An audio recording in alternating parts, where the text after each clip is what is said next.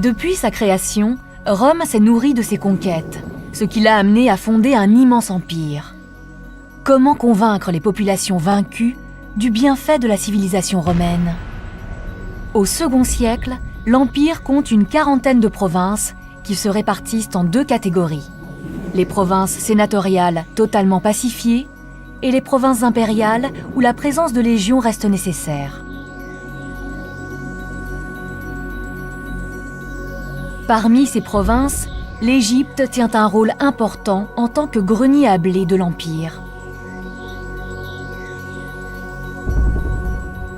Dans toutes les provinces, qu'elles soient sénatoriales ou impériales, les procurateurs représentent l'Empire. Ils sont responsables des douanes, des bâtiments publics et des finances en général. Mais ce contrôle reste suffisamment léger pour que les cités gardent une autonomie administrative, ce qui favorise la pacification et le maintien de l'ordre parmi les populations. Les restes archéologiques des anciennes cités romaines prouvent que les Romains étaient de grands bâtisseurs. Or, la romanisation des provinces progresse en particulier par la création de nouveaux centres urbains dont l'origine peut parfois être militaire.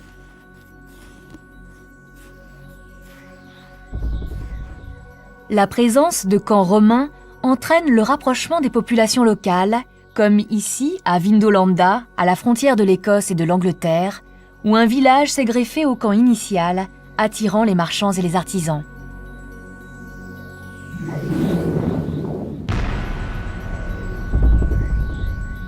D'autres cités sont nées de la volonté même des empereurs, comme Cologne en Allemagne. Au 1er siècle de notre ère, Cologne rassemble une population germanique et romaine, coexistant de manière pacifique, et devient un véritable exemple de la romanisation réussie.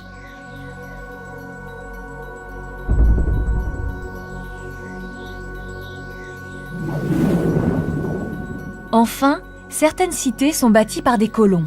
Ce sont souvent d'anciens légionnaires à la retraite, à qui l'on a remis des terres. C'est le cas de Timgad en Afrique. Construite sur les principes traditionnels de la cité romaine, ordonnée autour de deux grandes rues perpendiculaires, le Cardo du nord au sud et le Decumanus d'est en ouest, à l'intersection desquels se trouve le Forum, Timgad rassemble tous les monuments spécifiquement romains.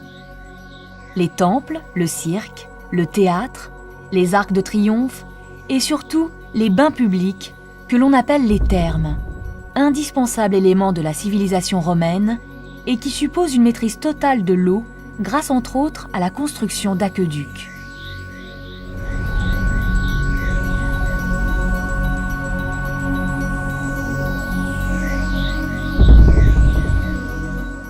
Ainsi, du nord au sud de l'Empire, chacune de ces cités représente un reflet de Rome. Elles sont une vitrine permanente et vivante de la civilisation romaine et elles doivent convaincre toutes les populations conquises des bienfaits et des avantages qu'offre la domination de Rome.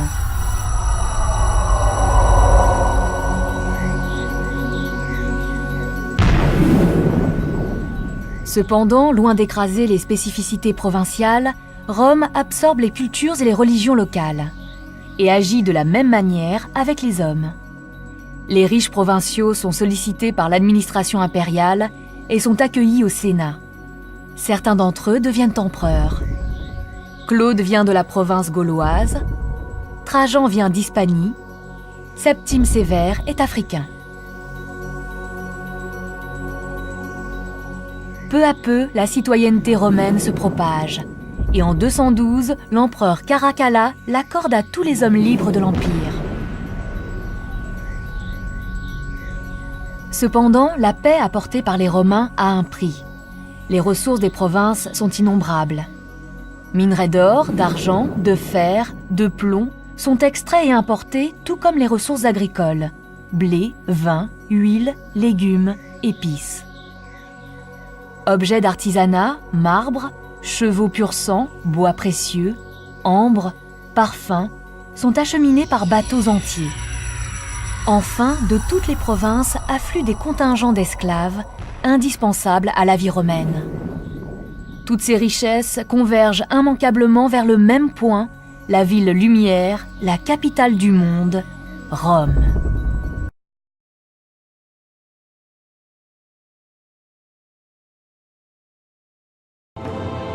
L'invincible puissance de Rome, comme les serres du faucon, elle s'est refermée sur tous les continents, sauf ici, en Armorique, où une poignée d'irréductibles Gaulois continue de rire au bec de l'aigle impérial, leur chère forêt laissera la place à de glorieux immeubles.